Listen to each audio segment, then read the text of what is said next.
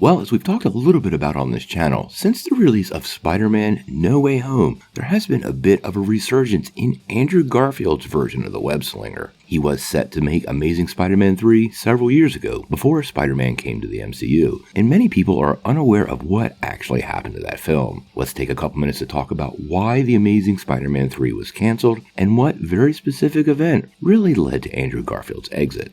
Now, before we swing into it though, make sure you hit that like and subscribe button and ring the bell for all the updates. Also, the huge giveaway. We're going to give away a PlayStation 5 at 25,000 subscribers. All you need to do to get in on the giveaway is be a subscriber and leave us a comment. Also, while you're at it, make sure you check out that free week of Skillshare down below. It's a pretty cool way for you to develop your superhero skills for that never-ending war on crime, all while not diving too deep into your pocket. Plus, it really does help the channel, so we really appreciate it.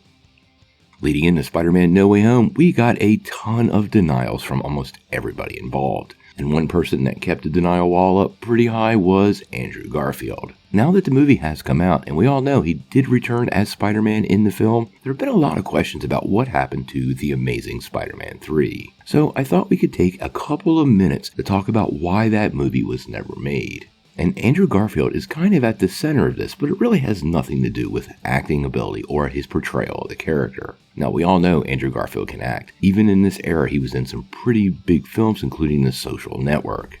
But his reboot series was completely cancelled after The Amazing Spider-Man 2. Now, Spider-Man 2 did get quite a better response from critics, but this wasn't actually the major problem for Sony, and wasn't the reason they severed their relationship with Garfield. Although, to be clear, I don't think it met Sony's expectation. Now, one of the factors that played into this was the 2014 Sony hack, which saw a lot of material leaked to the internet and gave Sony a ton of egg on their face and sent them scrambling. But there was a much bigger reason for why this didn't happen. Now, back in 2014, Andrew Garfield was supposed to show up at a huge Sony gala in Rio de Janeiro, which was celebrating the 2014 World Cup. He was supposed to have a speech alongside Sony CEO Kaz Harari at that event, and the two of them were actually going to announce The Amazing Spider-Man 3 for a 2016 release date. This is where things go off the rail. When Garfield arrived in Brazil, he was on time, but he wasn't feeling very good according to his representatives. Because of that, he decided to not go to the event,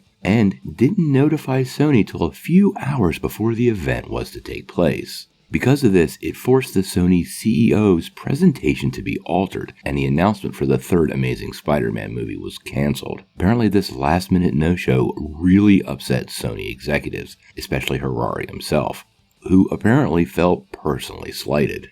While it's easy to sympathize with Andrew Garfield not being part of the crowd because he wasn't feeling well, let's be real. You never stand up your boss at the last minute. You take your medicine, you show up, and you make it happen. This never brings positive outcomes. I suspect the Sony CEO being quite upset played a key factor in a decision for Sony to align themselves with Marvel Studios and make Spider-Man part of the MCU. This conversation was already in the works even before the Brazil event, but I think ultimately this gave Sony leadership the energy, maybe the anger, they needed to push that forward, and that led to Tom Holland appearing as Spider-Man in Captain America Civil War. Now, whether he'll return for an Amazing Spider-Man 3 now, I think is highly unlikely. We've talked a couple times that Andrew Garfield might come back in some other Sony-supported Spider-Man universe project like Kraven the Hunter, maybe even the recently delayed Morbius, or any of the dozen or so projects Sony has announced but we really haven't gotten any updates for. Fans did respond really positively to his return, and I genuinely like the guy, so I hope something works out here.